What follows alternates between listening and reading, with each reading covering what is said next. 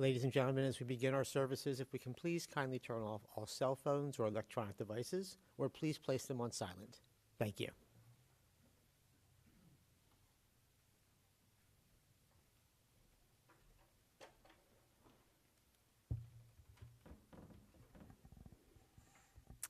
In the words of Ecclesiastes, to everything there is a season and a time for every purpose under heaven, a time to be born and a time to die, a time to plant and a time to pluck up that which is planted, a time to kill and a time to heal, a time to break down and a time to build up, a time to weep and a time to laugh, a time to mourn and a time to dance, a time to cast away stones and a time to gather stones together, a time to embrace and a time to refrain from embracing, a time to seek and a time to lose, a time to keep and a time to cast away, a time to rend and a time to sow, a time to keep silence and a time to speak, a time to love and a time to hate, a time of war and a time of peace. Today we are here to honor and remember the life, the beautiful, complicated life of Rosalie Sonnenberg. She lived so many seasons in her life, and we are grateful for all of the times for laughter and joy that we shared with her. We will miss her smile. We will miss the beautiful way that she presented herself. We will miss especially the love that she showered upon her children and her grandchildren. Her passing leaves a huge hole in the lives of those who loved her and those who cared for her. And so today we join together to take the time to reflect on this loss and to remember Rosalie, and to form a community of loss. In Hebrew, the word for levaya, the funeral, is levaya, which means accompaniment. And we are gathered today to accompany Rosalie to her final resting place on earth. We are coming together so that we are not alone in our mourning. And here we begin to plant the seeds of memory, watered by our tears of loss. I'll begin by chanting the 23rd Psalm in Hebrew, which will be followed by a translation in English.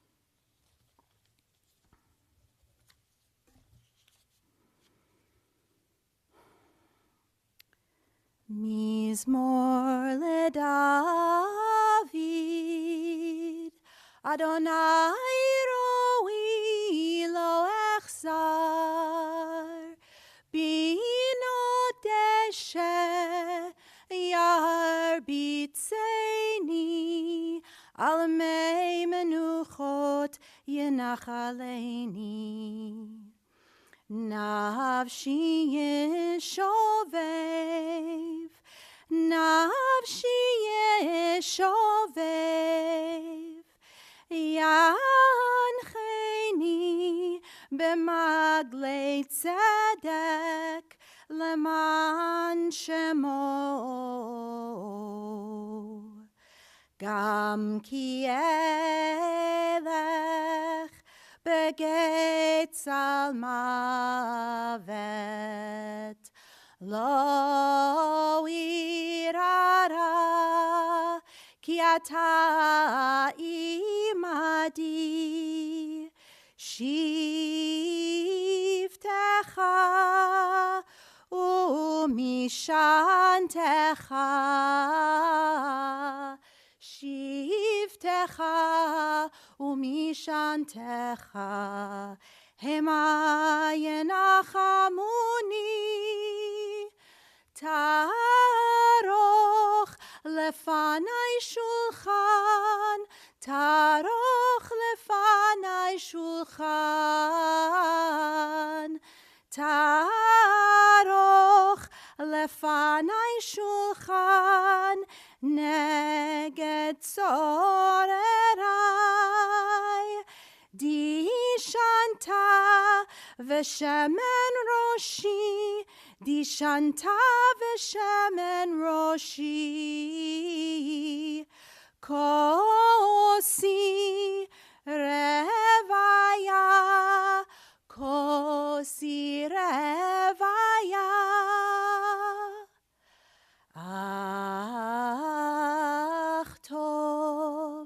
Ach tov v'chesed, yirdefuni kol yamei chayai, v'shavti beveit Adonai, Veshavti beveit Adonai leorech yamim.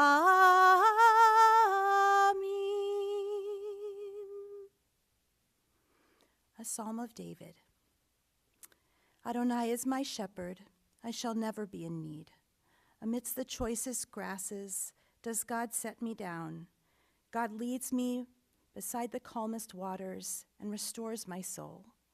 God takes me along paths of righteousness in keeping with the honor of God's name. Even should I wander in a valley of the darkest shadows, I will fear no evil. For you are with me, God. Your power and support are there to comfort me. You set in front of me a table in the presence of my enemies. You anoint my head with oil. My cup is overflowing. Surely goodness and loving kindness will pursue me all the days of my life, and I shall come to dwell inside the house of Adonai forever.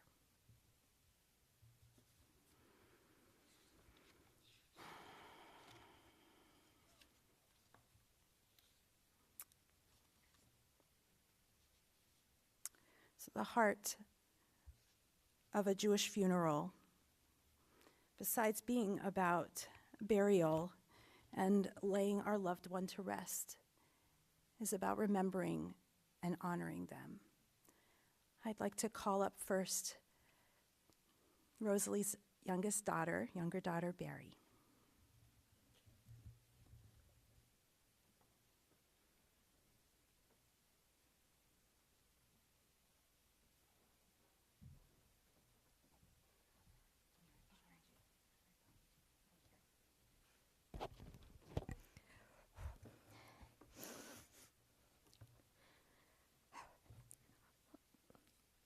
Losing an 81-year-old parent isn't tragic, nor should it feel unexpected when they've been suffering for nearly 2 decades from COPD. However, nothing prepares you for the void you feel when it happens. A piece of your heart and soul that existed your entire life is gone forever. It's going to take some time to adjust to this new normal.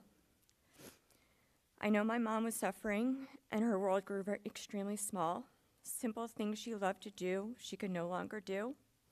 I wouldn't want her to continue living this way. I knew that this was her time and her decision, and I'm eternally grateful that her final goal was attending Alyssa and Brian's wedding last month. My relationship with my mom was complex. She was often my sounding board for some of my most challenging problems, often offering advice that came with years of wisdom earned through her life's own trials. There were other moments when we either didn't understand one another's points of view or couldn't get past our differences for long periods of time. I know it destroyed her when we would go days, weeks, or sometimes months without speaking. However, I know also on both of our ends, during those long stretches without speaking, we thought about each other every day. As with most families, ours had many layers. There are so many memories of joyful times celebrating holidays, eating, talking, sitting on the couch at my grandparents' small but warm, inviting apartment. Being an only child, my mom was extraordinarily close with her parents, and missing a holiday with them was never a consideration. Looking back, the bond we shared as a family was truly remarkable. Growing up, my mom and I would spend countless hours shopping in the mall, organizing my closet, or simply talking while she bathed or put on makeup. Looking back, I really gave her very little privacy, which she rarely objected. She'd always have a full home-cooked meal ready each day, walk me to the door when I left for school with a bagged lunch ready for me as I was leaving, although never with the fun snacks, which seemed unimaginable given the size of our junk drawer in our kitchen. My mom loved her sweets. It's amazing how she stayed tiny throughout her entire life. One of her favorite stories to tell is how she would go to Gallo's Bakery, buy a full-size birthday cake, slice it up, put it in her freezer, and eat it. Just last week, she ate an entire pint of Talente at basically one time. There was a more complex side of our family which caused me great pain. I was silenced for many years from the negative consequences that my stepfather had on my life. The time growing up with him impacted my relationships then and still challenges me today to be trusting with those in my life. My mom did the best she could at the time. It took me many years to reconcile her decisions. I don't know that I'll ever understand since I wasn't on her side of the situation. But I trust that she loved us with all her soul and never meant for us to get hurt. I was blessed that she was part of my children's lives for the entirety of their childhood, since we lived very close. She would attend any event she could and would stop by our house just to give them a hug. Her bond with Aaron ran deeper than I think any of us truly understood until this past week. She awoke out of a deep sedation as he said goodbye to her. At that moment, I realized her love for family was absolute.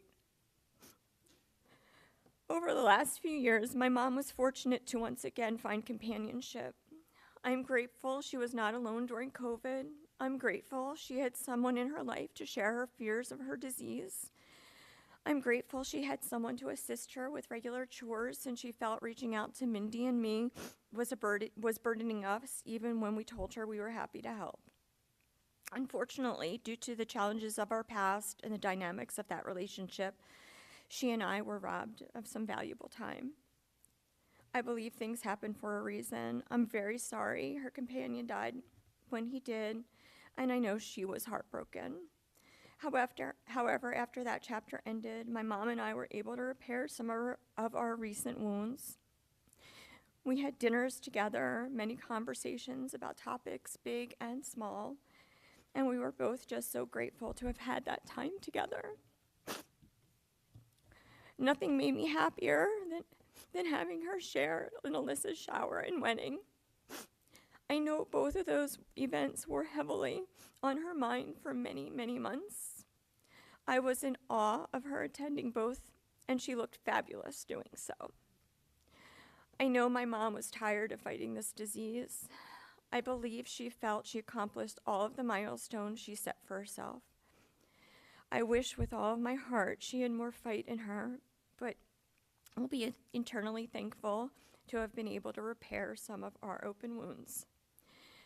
My mom has been blessed with the love and support of many lifelong friends, work friends that became family to her, aunts, uncles, cousins, grandchildren, parents, and children.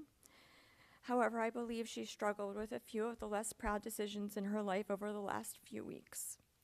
We had many conversations in her hospital room that will be with me for the rest of my life. Most I will cherish forever.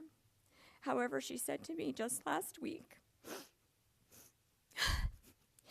that she would never forgive herself for some of her life's mistakes. Mom, I hope you have let go, forgiven yourself, and are at peace. No family's perfect. Ours certainly wasn't. But I know our mom loved us unconditionally. Mom, I will love you forever and will miss you every day.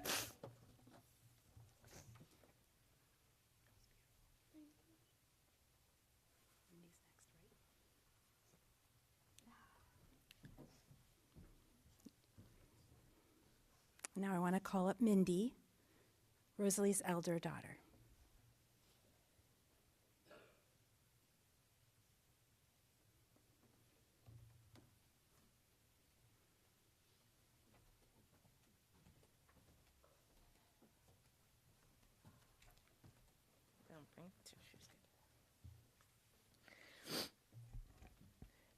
It's complicated. That's something my mom said recently. My mother's life was complicated. This year, I started studying Torah with Rabbi Anna, and one thing I learned is and appreciate is that the Torah shows that no one is perfect. It is about learning lessons and trying to use those lessons to grow and enlighten oneself. Another thing I've learned is that when we study Torah, even though we read the same words each year, as we have changed and developed life experiences, our interpretations may change. For me, this has brought comfort and clarity. My mother loved us unconditionally. She loved me and Barry with her whole heart. When her relationship was strained with one of us, it caused endless struggle in her mind and heart until the situation was resolved. In time, she grew to love Steve and Doug. She loved every one of her grandchildren for their individuality, each in a very special way. She knew how to connect with them and grew those connections over the years with many conversations and acts of love and kindness. Like everyone in the Torah, including God, my mother made mistakes. She was not perfect, as none of us are, but her love was always there. She demonstrated this love in her hugs, her phone calls, the cards, the gifts, and yes, her endless worrying. She was raised by very loving parents. This, too, was not uncomplicated, though. Her mother raised her until she was about 4. And she was born during the Second World War. When my grandfather returned from serving in the Navy, my mother had a change in her life. She initially wanted to know why this stranger was coming to live in her house. But despite that, she really did grow to love and respect my grandfather. Her parents always supported and protected her with all the ups and downs in life. She grew up in a home where life was simple. There was always food on the table and love in the house. Her parents helped take care of my sister and myself. They helped financially when they could. They made sure that my mother had a wedding despite the financial hardship. My parents divorced when I was about 11 or 12. The separation and divorce led to future relationships. She did not like boring men. I could go on about that, but I won't. One thing that never changed for my mother was that she always wanted to be put together. She wanted to have on the latest fashion trends, even when she was in her 70s and probably shouldn't have been wearing those trends. Having the right outfit, the right shoes, having makeup on, her nails done regularly, those were very important to her. When I turned 13, she found out about nail salons. And from then on, that was it. She would go and have her nails done regularly. Well, the new motto became, I would rather get my nails done than eat. Breaking a nail was a huge problem. There was a time when Steve and I searched through the snow to look for the broken nail with her in the ground. Shopping was her passion. She loved going to stores and to shop. We would go out seasonally for new clothes when I was growing up. Our shopping trips were fun, especially back to school shopping. More recently, because it was harder for my mom to go out to shop, online shopping was a blessing. Somehow the UPS notifications would be delivered to my email, and several times a week I would be notified that a package was being delivered to her.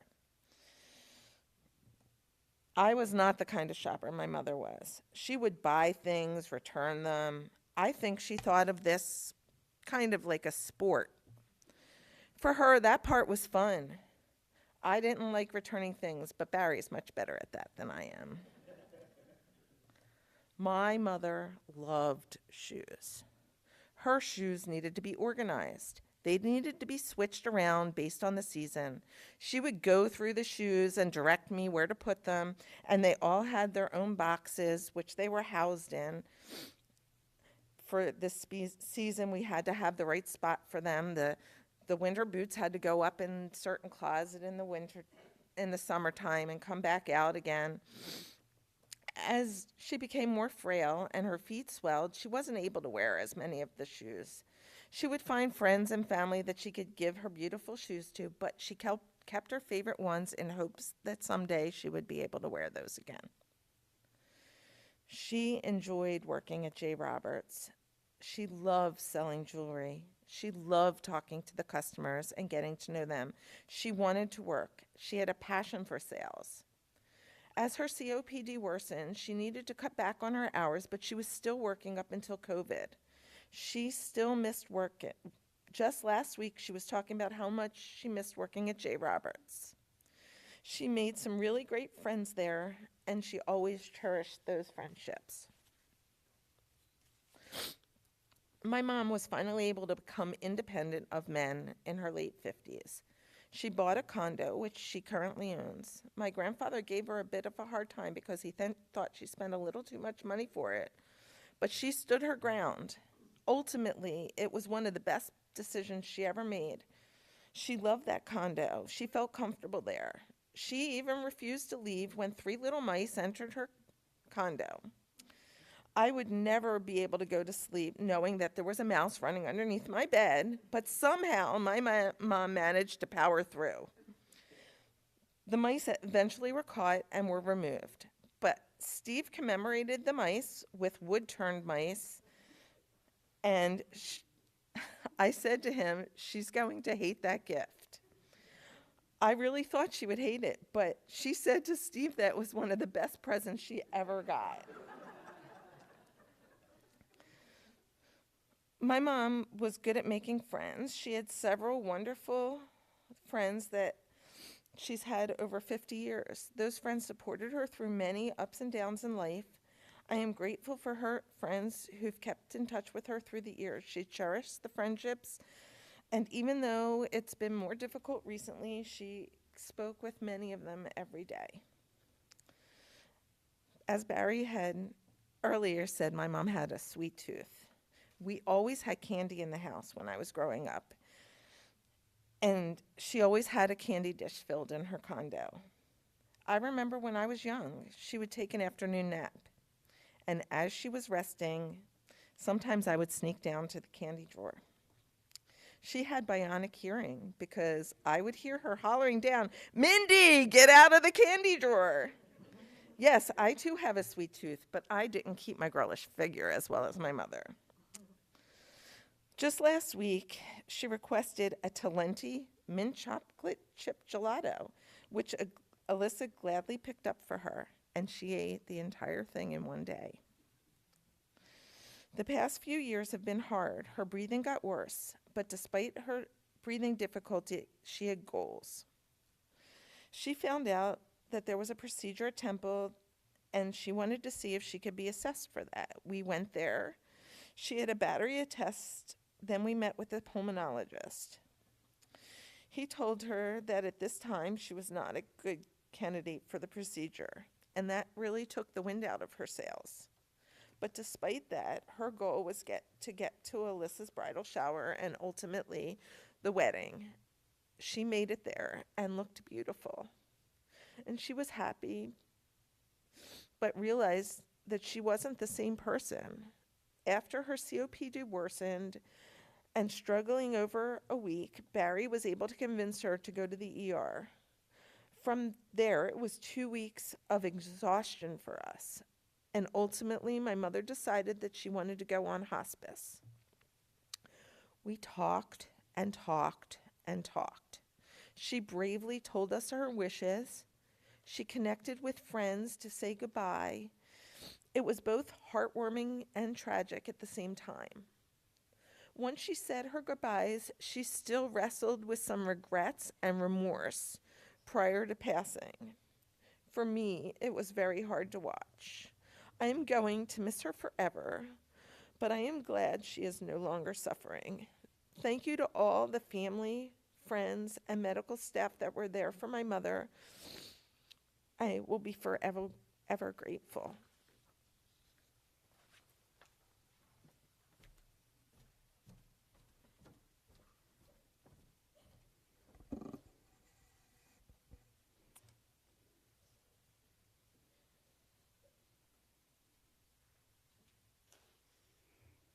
And now I'd like to call Steve, Rosalie's son-in-law.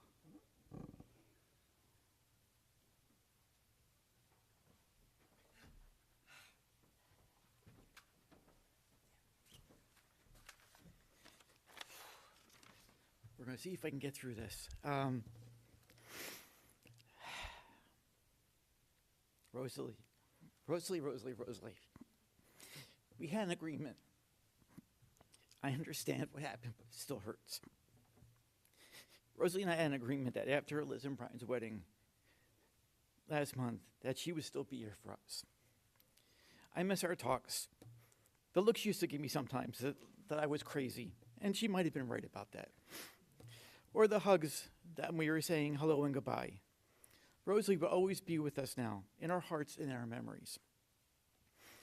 I can remember some of the memories I had for her when I first started to get to know, when we started to get to know each other. As Mindy said, we were getting out the flashlight to look for in the gravel in the driveway for her cold fingernail that fell off next to her Lincoln Town Car. I just imagine this little lady driving this huge car. It still gives me a smile. Or looking at me in a serious face, asking me, would you eat this? Because, as people might know, I'm famous for my lack of variety. Or the drawer full of candy that we've heard from Mindy and Barry that was always full, but you really were not supposed to go into. We had our differences in the first couple of years. She wanted the best for her daughter and wasn't sure if this Catholic boy from South Philly would be the one for her, Mindy. Rosalie was always well put together with her hair, her nails, a dimensional gold fingernail, and her clothes. When she had something envisioned in her mind, she didn't like letting go of it. I'll give you one example. Mindy and I are not flashy people.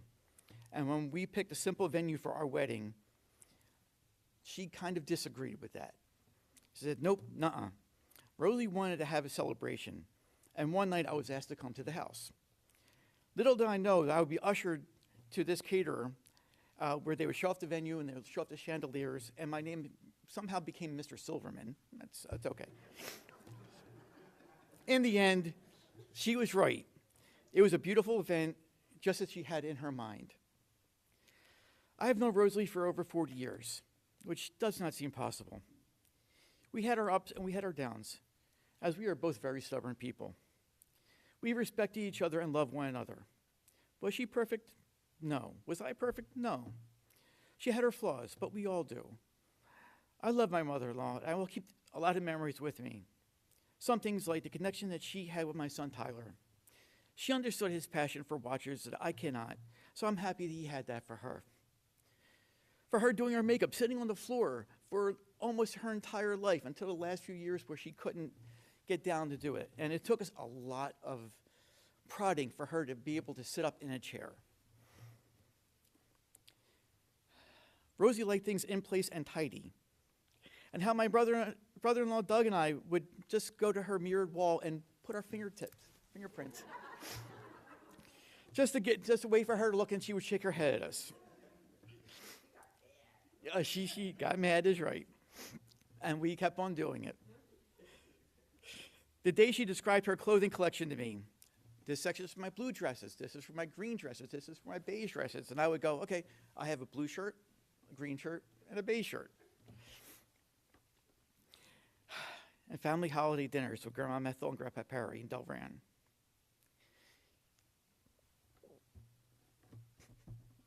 Hold on. The day her and my mom first met Tyler. Her tears of joy at Tyler's bar mitzvah. There are so many more, I really can't name them all. I know the last few years were hard, and I'm so very happy you were there for Alyssa and Brian's wedding. going to watch Aaron when he was on stage,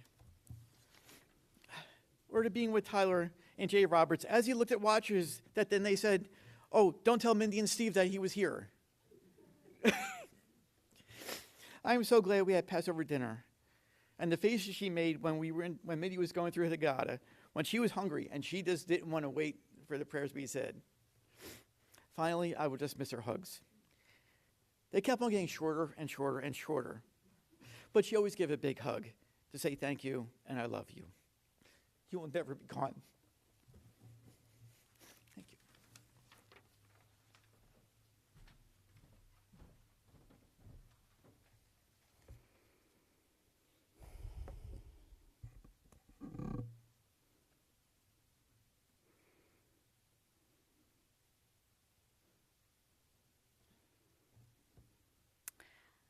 I don't think I ever got to meet Rosalie in person, but I heard a lot about her through Mindy.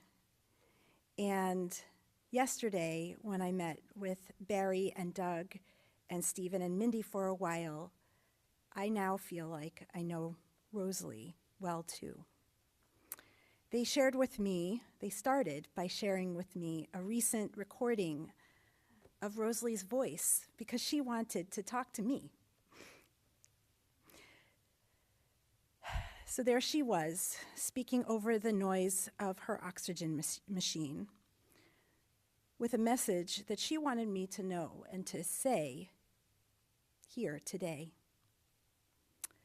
She said that Mindy and Barry were her two special angels and that she would always watch over them. She expressed immense gratitude for them in her life, for their care and their constant love. And I was struck that what she wanted to tell me about herself was not about her accomplishments or anything about her life story, but her gratitude. I'm not sure that Rosalie really took pride in her many accomplishments or her life story, or if she really appreciated her unique strengths and gifts. She had always been pushed to be a certain kind of woman that she couldn't be.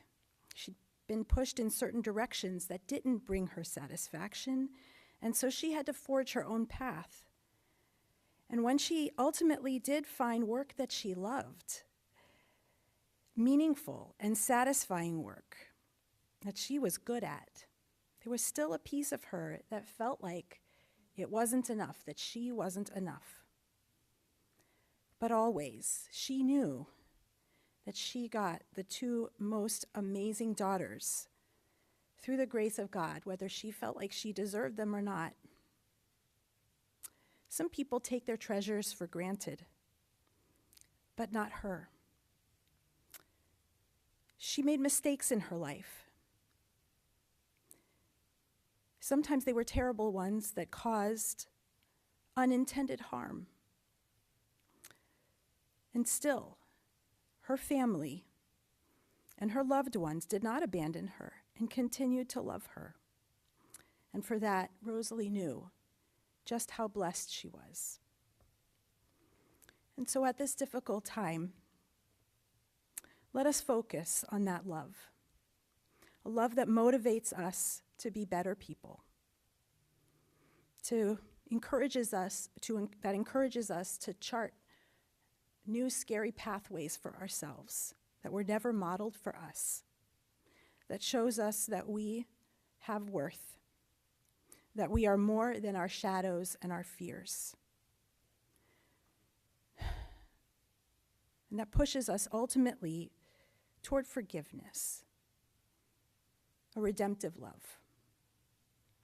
For Rosalie, that love was in the faces of her daughters, Mindy and Barry, their devoted spouses, Steve and Doug, and her beloved grandchildren, Tyler, Alyssa, and Aaron, and Brian. As an only child, she really valued family. And she also became very close to cousins who were more like siblings to her. Rosalie was born on May 15th, 1943, to Harry and Ethel Horowitz in Philadelphia, PA. He owned a pawn shop and later had a kiosk selling jewelry, and so it was a very modest upbringing. But as Rosalie put it, the family didn't have much, but her parents made her feel as if they did. They doted on her. She was their world, and they were extremely protective and nurturing. She was definitely shielded from the ugliness of the world. Her parents, not wanting her to be hurt, didn't even teach her how to ride a bicycle.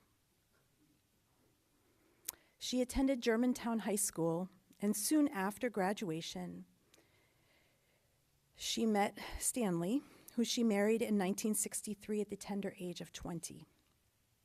That marriage was not without its challenges, but still 2 beautiful daughters came of it. First Mindy and then Barry 4 years later. They lived in Mount Airy and then Plymouth Meeting and then Delran, New Jersey, in search of safe neighborhoods and good schools for the girls. Stanley's family had a small chain of grocery stores, and Rosalie did their bookkeeping. Her parents actually moved into the condo behind theirs to be close to them, and Stanley's parents also lived nearby, so Rosalie did have help with the girls. She was close with her mother-in-law, and it was she who advised Rosalie to leave the marriage, and that was the push that Rosalie needed. Even after the divorce, she continued to have good relationships with her former in-laws.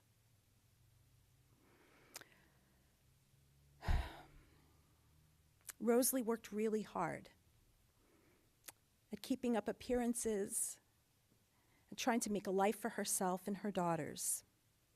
She always looked good. I think Mindy and Barry covered that part well. Rosalie was also a warm and caring friend and maintained many long-term, decades-long friendships. She was strong, and she was really smart. Not in a conventional way, though. She forged a career virtually on her own in retail, mostly in jewelry, but also with clothing. She loved the work, not just because she loved jewelry and clothing, but because she also loved people. She knew how to engage with them.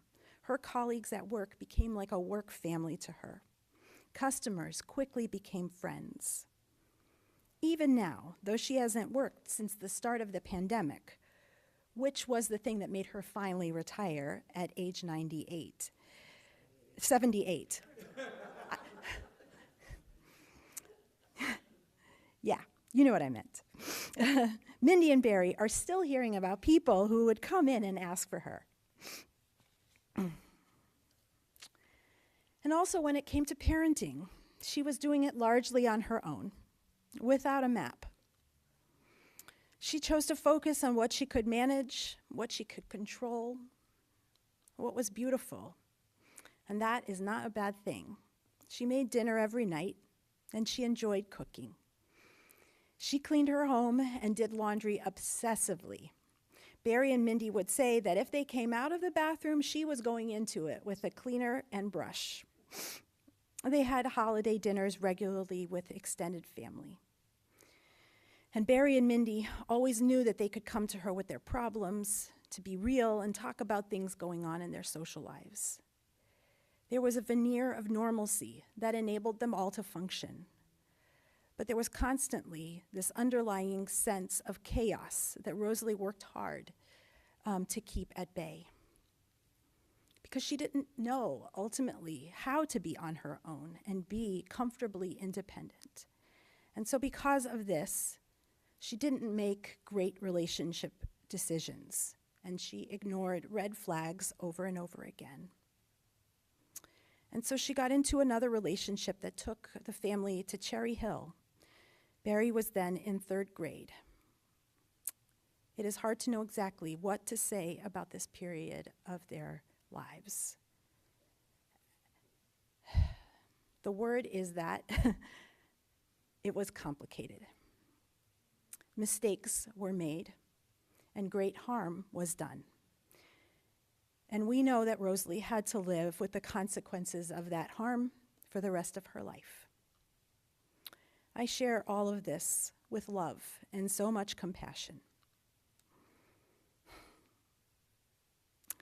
Mindy, my teacher, pointed out it's really lucky for us in our tradition that we have imperfect models all over the Torah that we can look to.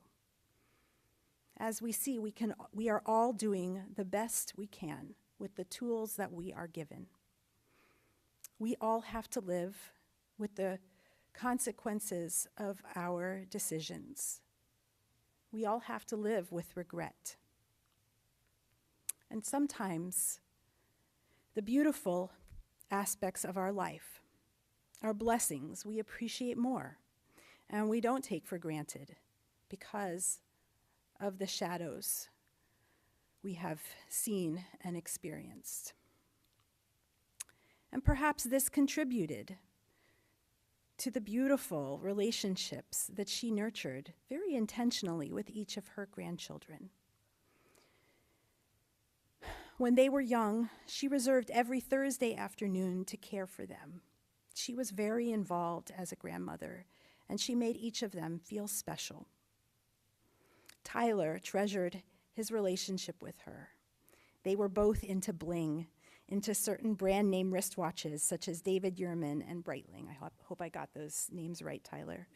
And they would go to the jewelry store and just look at all the watches, not to buy them, but to appreciate them. She attended all of Aaron's shows. And they would go to dinner and have long, in-depth conversations. And Aaron felt so comfortable with her, so much so that he said that she was, quote, the easiest person to come out to. Alyssa's wedding was 4 weeks ago, and it meant everything to her that her grandmother could be there.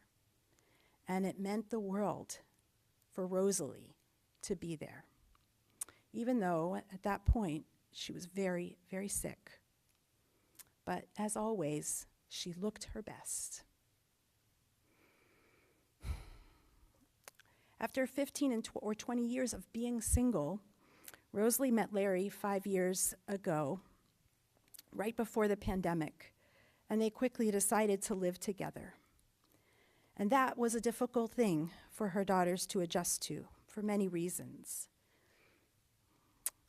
Larry sadly passed away rather suddenly this past January, which was a mixed blessing because at this point, Rosalie's COPD had worsened so much that she could not take care of him. So since January, Rosalie depended on her daughters even more. And even as she fought to live, she contended with goodbyes, faced her regrets, and met certain bucket list goals, like attending Alyssa and Brian's wedding. After such a life, we are so grateful that she was able to say that she could complete her journey. She exhausted all her medical options. She gracefully, courageously entered hospice 2 weeks ago. We are so grateful she is no longer suffering. And we pray that her beautiful soul is finally at peace. May her memory be a blessing, and may her memory ultimately bring healing and wholeness.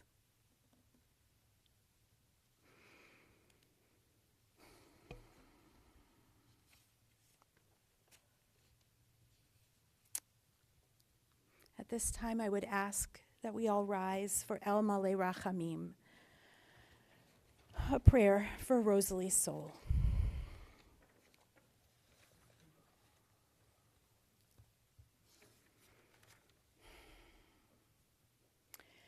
El Malei Rachamim, Shochen Bamromim,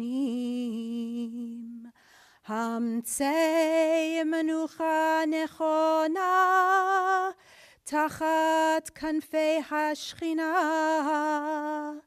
במעלות קדושים וטהורים, כזוהר הרקיע מזהירים, את נשמת רזל בת אתל והרשל, שהלכה לעולמה. אנא בעל הרחמים, הסתיריה בסתר כנפיך לעולמים, וצרור בצרור החיים את נשמתה. אדוני הוא נחלתה, ותנוח ושלום על משכבה, ונאמר Amen.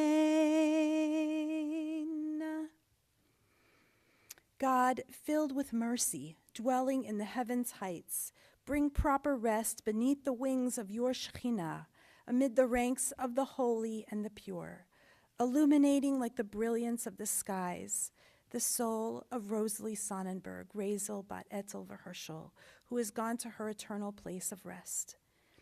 May you, who are the source of mercy, shelter her beneath your wings eternally, and bind her soul among the living, that she may rest in peace. And let us say, Amen.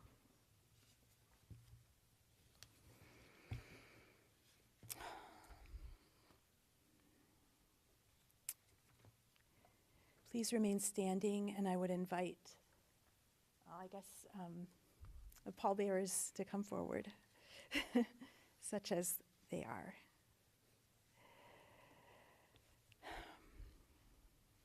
Ladies and gentlemen, this concludes our services here today at the chapel.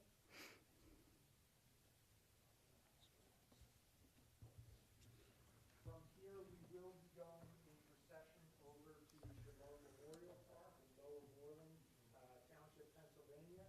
Anyone that is going to the cemetery, there are directions on your car for how to get from here to the cemetery. The Shiva schedule is also listed on that piece of paper as well. And in addition, anyone that is going to